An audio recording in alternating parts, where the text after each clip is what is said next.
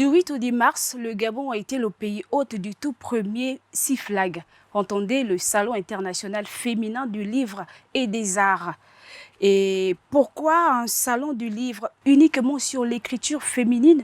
Quels sont les enjeux de cette grand-messe littéraire? Pour en parler, je ne suis pas seule. Je suis accompagnée de Madame Mélie José.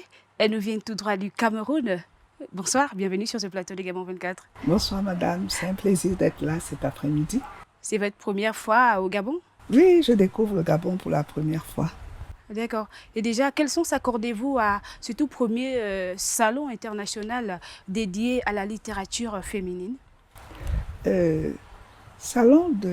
dédié à la littérature féminine, c'est important parce que cela parle du dynamisme de l'environnement littéraire gabonais. Si les femmes du Gabon ont toutes les ressources pour inaugurer ainsi un salon littéraire au féminin, ça veut dire qu'il y a de nombreuses activités qui ont précédé cette organisation-là. Tout de même, des ambiguïtés surgissent souvent dans certains milieux littéraires lorsqu'il s'agit d'évoquer l'expression littérature féminine. Alors, lorsqu'on parle de littérature féminine, quel est le rapport que les écrivaines africaines ont aujourd'hui avec l'homme qui a toujours été considéré comme le bourreau dans la littérature africaine particulièrement? J'avoue que les mentalités ont beaucoup évolué et parler de littérature féminine aujourd'hui, on ne s'interroge plus là-dessus parce qu'on se dit que la femme a ses spécificités, elle a sa perception particulière du monde qui doit justement s'exprimer dans les œuvres de l'esprit qu'elle est en train de produire. Maintenant, l'homme considéré comme bourreau, j'avoue que c'est dépassé.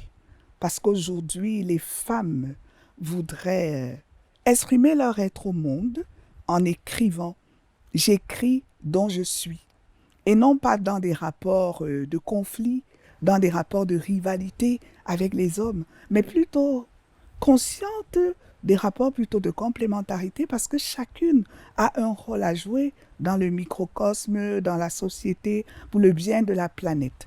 Donc aujourd'hui, elles expriment plutôt leur être au monde en étant présentes sur le champ de la littérature. D'accord, mais aujourd'hui, lorsqu'on évoque la littérature camerounaise, personnellement, moi je pense à des noms de renom comme Calixte Beyala, Léonora Miano. Ces femmes-là ont toujours évoqué la gente masculine comme étant ces bourreaux dans leurs écrits.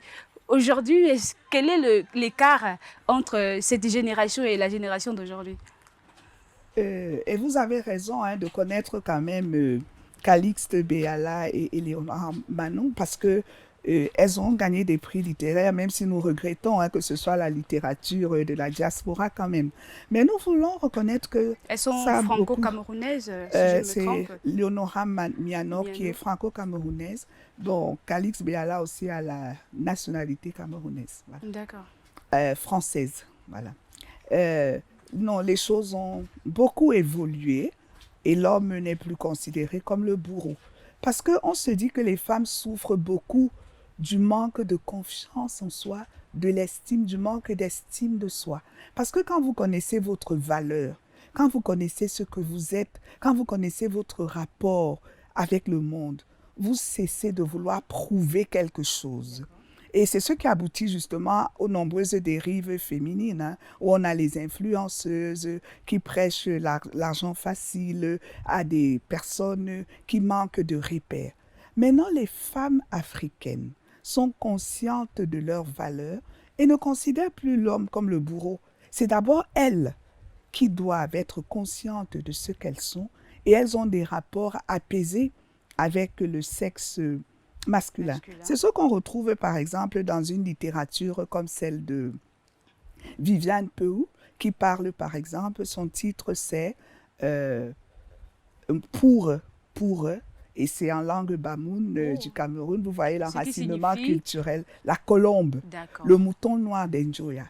Et l'héroïne justement de ce roman, c'est une jeune fille justement qui remet en question les aspects négatifs de nos traditions qui gardent la femme dans un certain esclavage Mais cela montre justement une femme émancipée qui refuse d'aller sur l'imitation servile des autres, qui présente la femme émancipée comme rebelle, qui ne tient pas compte de notre valeur typiquement africaine, mais c'est une femme qui va conquérir la science de l'autre côté, comme Prométhée allait chercher le feu, pour venir illuminer son peuple de sa richesse, pour venir libérer son époux même des aspects négatifs qui peuvent entraver son progrès à lui. C'est la même chose que présente par exemple une dame, une grande dame, Danielle Eyango, dans Quand les racines chantent, qui montre encore nos sociétés matriarcales africaines où la femme décidait de l'avenir des enfants. La femme comme la garante de nos valeurs, de nos traditions, qui ne doit pas être méprisée, qui ne doit pas aller sur des rapports de conflit avec l'homme, mais qui doit avec ce que Dieu lui a donné, parce que ce soit biologiquement, que ce soit ontologiquement, elle est une source de progrès. Parce que c'est elle qui a la responsabilité d'éduquer l'enfant depuis qu'elle le porte dans son sein.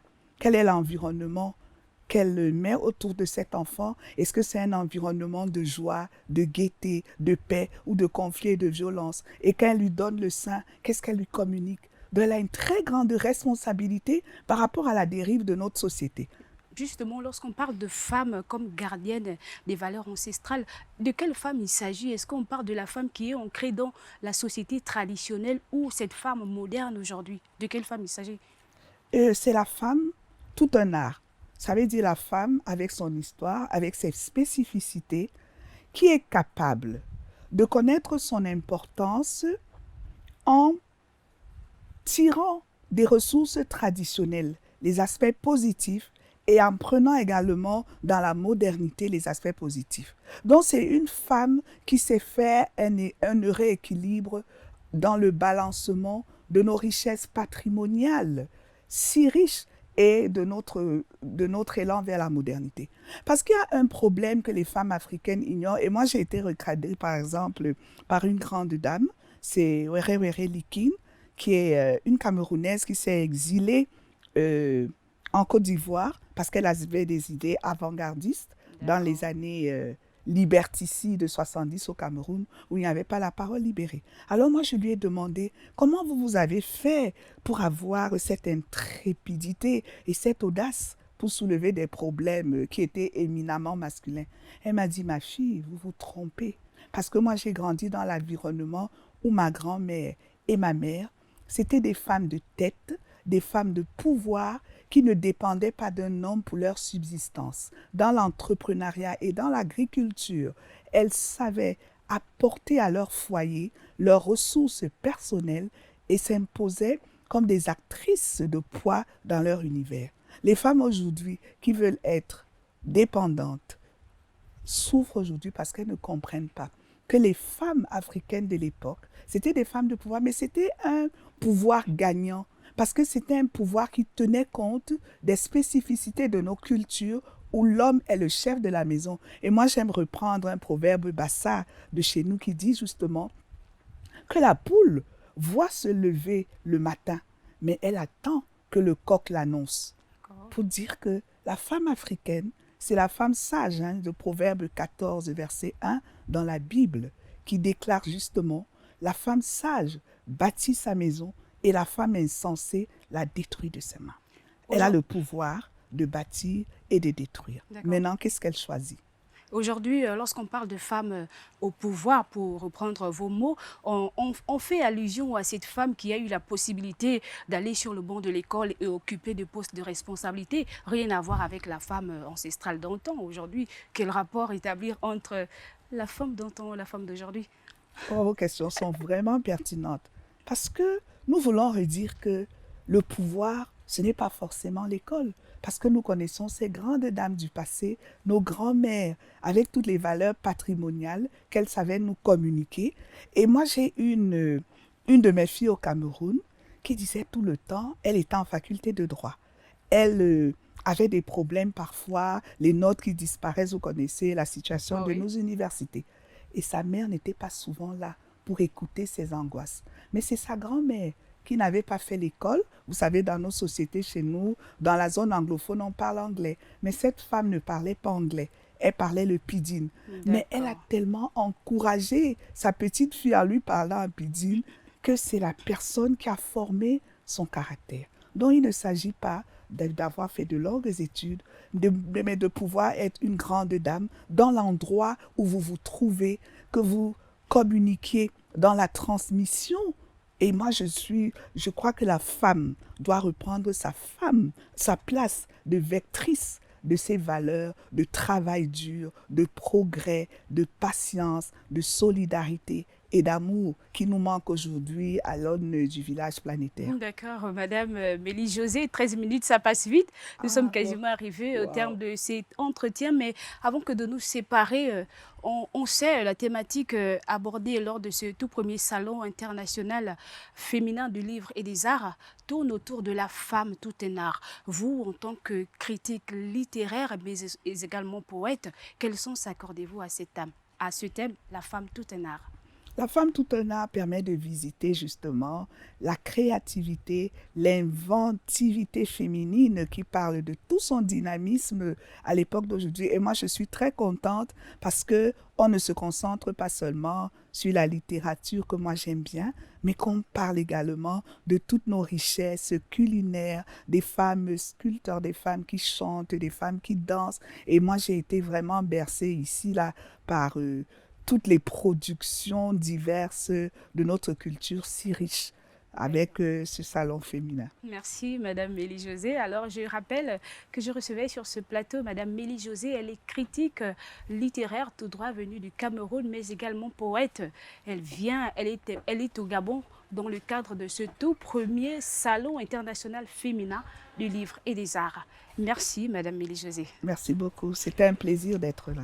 D'accord. Merci et à très vite sur Gabon 24.